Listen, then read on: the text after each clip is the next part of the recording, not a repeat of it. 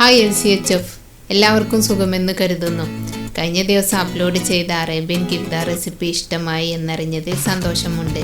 ഗ്രൂപ്പിൽ pictures post ചെയ്തു കണ്ടു. Thank you so much. നമ്മൾ ഈ ഡയറ്റിലേക്ക് വന്നതിൽ ഏറ്റവും കൂടുതൽ മിസ് ചെയ്യുന്ന ചില മെനുകളാണ് സാൻഡ്വിച്ച്, ഷവർമ എന്നിവയൊക്കെ. കുബൂസും റൊട്ടിയും ഉപയോഗിക്കാൻ കഴിയാത്തത് കൊണ്ട് ശരിക്ക് ഫിനിഷിങ് കിട്ടാനും ബുദ്ധിമുട്ട് തന്നെ. എന്നാൽ അതിനും ഒരു വഴി ഞാൻ കണ്ടെത്തി. കഴിഞ്ഞ ദിവസം അത് ട്രൈ ചെയ്ത് നോക്കുകയും 100% വിജയിക്കുകയും ചെയ്തു. കുബൂസിന് പകരം ഒരു ക്രിസ്പി ദോശയിലൂടെ നമുക്ക് അടിപൊളി സാൻഡ്വിച്ച് തയ്യാറാക്കാം. അത് ഉണ്ടാക്കി ബ്രദറിന് നൽകിയിരുന്നു. അവർക്കതൊരു സ്റ്റണ്ണിങ് സർപ്രൈസ് ആയിരുന്നു. ആ ഐഡിയ നിങ്ങൾക്ക് മുന്നിൽ ഞാൻ അവതരിപ്പിച്ചോട്ടെ. ക്രിസ്പി ദോശയ്ക്ക് വേണ്ടി ഞാനിവിടെ മോസറല്ല ചീസ് എടുത്തിട്ടുണ്ട്.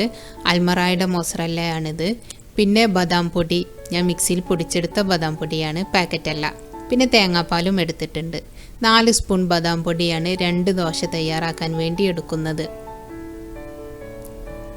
ഞാൻ എൻ്റെ കയ്യിലുള്ള ടേബിൾ സ്പൂണിന് അളന്ന് തന്നെ കാണിക്കുന്നുണ്ട്. ഇനി 4 സ്പൂൺ മോസറല്ല ചീസ് എടുക്കുന്നുണ്ട്.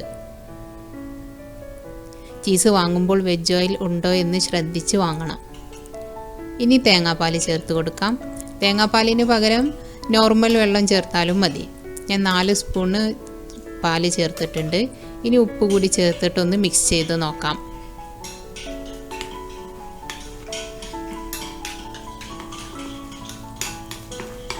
മാവ് നല്ല കട്ടിയിലാണ് ഇരിക്കുന്നത്. കുറച്ചുകൂടി പാല് ചേർക്കാം. ഞാൻ ആദ്യം 4 സ്പൂണ് പാലും പിന്നെ 3 സ്പൂണ് പാലും ചേർത്തു. ടോട്ടൽ 7 സ്പൂണ് പാല്. ഇനി നമുക്ക് ചൂടായ പാൻ ഒന്ന് ഗ്രീസ് ചെയ്തെടുക്കാം. ഞാൻ വെളിച്ചെണ്ണ ഒഴിച്ചിട്ടൊന്ന് സ്പ്രെഡ് ചെയ്ത് കൊടുക്കുകയാണ്. ഇനി പകുതി മാവ് ഒഴിച്ചു കൊടുക്കാം. പാൻ ഒരു മീഡിയം ചൂടിൽ വെച്ച് കൊടുത്താൽ മതി. മാവ് ചേർത്തതിന് ശേഷം ഒന്ന് ഷേക്ക് ചെയ്യുക. എന്നാൽ എല്ലാ ഭാഗത്തേക്കും മാവൊന്ന് പരന്ന് കിട്ടും. ചീസ് ചൂടായി കഴിഞ്ഞാൽ പാനിൻ്റെ ചുറ്റുവശവും പരന്ന് വരും. ഇനിയിപ്പോൾ തിളക്കുന്ന പോലെ ബബിൾസ് ഇങ്ങനെ വരുന്നുണ്ട്. മീഡിയം ടു ലോ ഫ്ലെയിമിൽ വെച്ച് കാത്തു നിൽക്കുക. അടിഭാഗം നല്ല ക്രിസ്പി ആവാൻ വേണ്ടി 7 മിനിറ്റ് വരെ സമയമെടുക്കും. ഇനി ഞാനിത് പാനിൽ നിന്നും മാറ്റുകയാണ്. ഞാനൊരു കട്ടിംഗ് ബോർഡിലേക്കാണ് മാറ്റുന്നത്. അടിഭാഗം നല്ല ഗോൾഡൻ നിറമായിട്ടുണ്ട്. ഞാൻ മറിച്ച് കാണിച്ചു തരാം. കണ്ടില്ലേ, നല്ല ഗോൾഡൻ നിറമായിട്ടുണ്ട്. നല്ല ക്രിസ്പി ദോശ ഇവിടെ റെഡി ആയിട്ടുണ്ട്. ഇതുപോലെ അടുത്ത ദോശയും തയ്യാറാക്കാം. ശേഷം സാൻഡ്വിച്ച് ഫില്ല് ചെയ്യാം. ഫില്ലിങ്ങിനായിട്ട് എടുത്തിട്ടുള്ളത് കുക്കുംബറാണ്, ചെറുതായി മുറിച്ചെടുത്തത്. പിന്നെ വീട്ടിൽ തന്നെ മയണൈസ് തയ്യാറാക്കിയത്, ഒലിവ് ഓയിൽ മയണൈസ്. പിന്നെ ഹോം മെയ്ഡ് തക്കാളി സോസും കുറച്ച് ലെറ്റ്യൂസും ക്യാബേജും എടുത്തിട്ടുണ്ട്. നന്നായി ചെറുതായിട്ട് അരിഞ്ഞെടുത്താൽ കഴിക്കുമ്പോൾ എളുപ്പമായിരിക്കും. പിന്നെ കിബ്ദയാണിത്. കിബ്ദയുടെ വീഡിയോ ഞാൻ അപ്ലോഡ് ചെയ്തതാണ്. 2 സാൻഡ്വിച്ച് പേപ്പർ വെച്ചിട്ട് ദോശ മുകളിലേക്ക് കയറ്റി വെക്കുക.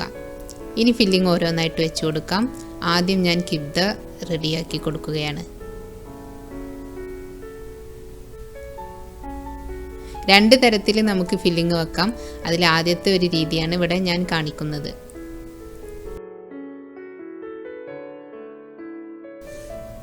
ഇനി വെജിറ്റബിൾസ് ഓരോന്നായിട്ട് ഇട്ട് കൊടുക്കാം. ഞാൻ ലെറ്റ്യൂസ് ചേർത്ത് കൊടുക്കുകയാണ്. പിന്നെ ക്യാബേജ് ചേർത്ത് കൊടുത്തു.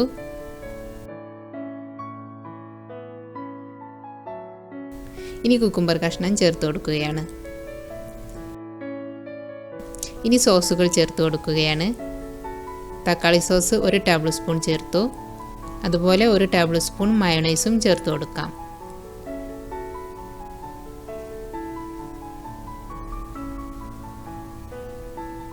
ഇനി നമ്മൾ വെച്ച ഫില്ലിങ്ങിൽ ഈ സോസുകളൊന്ന് യോജിപ്പിച്ച് കൊടുക്കണം. 2 ഫോർക്ക് എടുത്തിട്ട് ഇതുപോലെ ഒന്ന് മിക്സ് ചെയ്ത് കൊടുക്കുക. ഫോർക്ക് കൊണ്ട് മിക്സ് ചെയ്യുമ്പോൾ താഴെ ദോശ കീറിപ്പോവാതെ നോക്കണം. ജസ്റ്റ് ഒന്ന് മിക്സ് ചെയ്താൽ മതി.